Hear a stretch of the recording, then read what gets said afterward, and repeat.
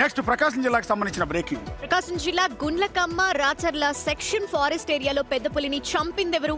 ఈ విషయంపై ఇంకా క్లారిటీ రావటం లేదు. కుళ్ళిన స్థితిలో పులి డెడ్ బాడీని ఫారెస్ట్ సిబ్బంది 4 రోజుల క్రితం గుర్తించింది. కానీ టైగర్ కాళ్లు మాత్రం లేవు. చర్మం, దంతాలు, ఎముకలు అలాగే కనిపిస్తున్నాయి. ఇక్కడే అసలు కన్ఫ్యూజన్ వస్తుంది. పులిని వేటాడింది స్మగ్లర్లు అయితే చర్మం ఒలుచుకుపోతారు. కానీ ఈ కేసులో అలా జరగలేదు. ఇదే అసలు ట్విస్ట్గా మారుతుంది. 8 మందికి పైగా అనుమానితులను అదుపులోకి తీసుకుని వేరు ప్రాంతాల్లో ఉంచి రహస్య విచారణ చేస్తున్నారు. సమీప చెంచుగూడలో వ్యక్తులపై ప్రత్యేక నిఘా పెట్టారు. పులి మృతిపై సమాచారం ఇచ్చిన వ్యక్తి అదృశ్యమైనట్టుగా గుర్తించారు. ఆ వ్యక్తి తండ్రిని పోలీసులు అదుపులోకి తీసుకుని విచారిస్తున్నారు. ఇదంతా వేటగాళ్ల పనా లేక విష ప్రయోగం అయి ఉంటుందా అనే కోణంలో ఎంక్వైరీ నడుస్తోంది.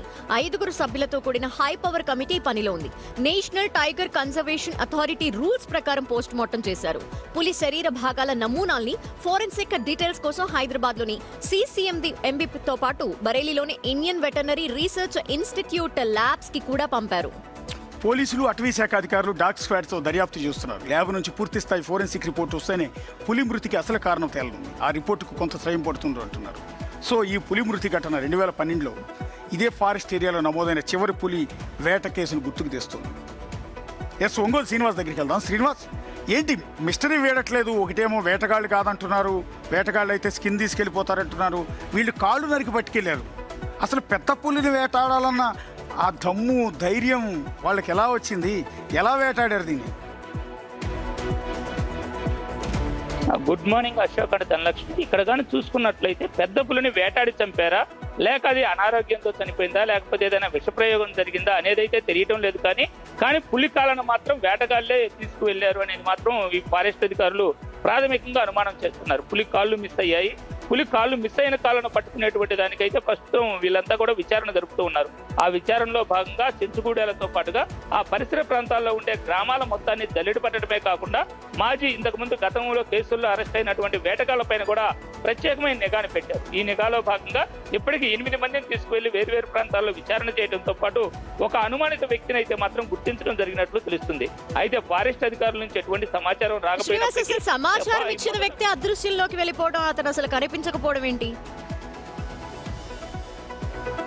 ఎవరైతే సమాచారం ఇచ్చారో ఆ వ్యక్తి 1వ తేదీ నుంచి కూడా అదృశ్యం అయిపోయిందని విషయాన్ని ఫారెస్ట్ అధికారులు గుర్తించి అతన్ని గుంటూరులో అరెస్ట్ చేసి అయితే తీసుకువచ్చి ప్రత్యేకంగా విచారణ చేస్తున్నారు. అతను పులిగోళ్ళు అమ్మడానికి గుంటూరు వెళ్ళాడు, వెళ్తే అక్కడి నుంచి కూడా అతను పట్టకు వచ్చారు అనేటువంటి ప్రచారం అయితే సాగుతుంది. కానీ దీన్ని అయితే ఫారెస్ట్ అధికారులు ఎవరు కూడా నిర్ధారణ అయితే చేయలేదు. అయితే ఈ ఘటనకు సంబంధించి పులి గోర్లు ఏవైతే ఉన్నాయో అవి ఇంట్లో పెట్టుకుంటే ప్రమాదము, అదేవిధంగా డాగ్ స్క్వాడ్ తోటి నిరంతర తనిఖీలు చేస్తున్నారు కాబట్టి దొరుకుతామనేటువంటి భయంతో అతను ఎస్కేప్ అయ్యాడని కూడా ఫారెస్ట్ అధికారులు ప్రాథమిక అంచనాకు వచ్చి అతను అదుపులోకి తీసుకుని విచారిస్తున్నారు.